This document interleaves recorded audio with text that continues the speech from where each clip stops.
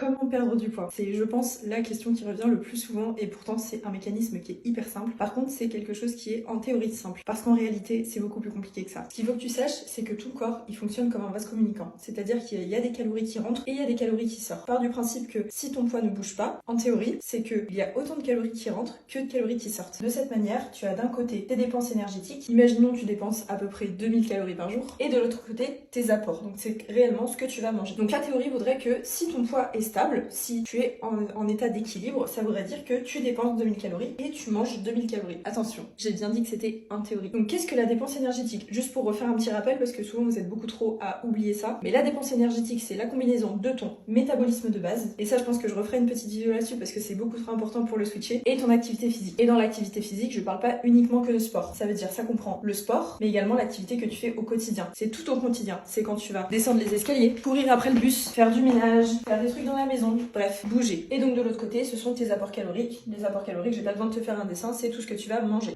Si tu veux perdre 1 kg de graisse corporelle, voici ce que tu dois faire. Et ça n'implique ni du céleri, ni du citron dans ton café, ni rien de tout ça. Je suis Carolina, diététicienne nutritionniste, master nutrition de sport. Au fait, on peut le décomposer très facilement.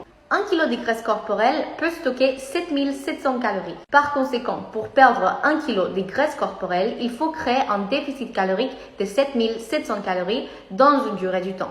Et ce déficit calorique, il peut se faire avec l'alimentation, mais aussi avec le sport.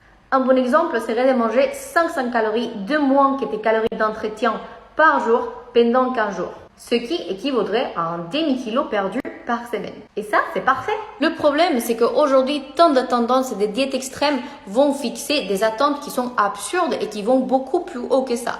Par exemple, perdre 5 kilos dans 2 semaines sans même savoir combien vous pesez, ou 10 kilos dans 2 mois parce que pourquoi pas. Quand en vrai, perdre entre 300 et 500 grammes de masse graisse par semaine, c'est parfait, c'est soutenable et c'est quelque chose que vous pouvez maintenir dans le long terme. Alors, c'est possible que initialement, lorsque vous commencez un régime, vous allez voir que la balance descend beaucoup plus que ça. Ça, c'est simplement parce que vous mangez moins de nourriture, moins de glucides, moins de poids et aussi vous retenez beaucoup moins d'eau.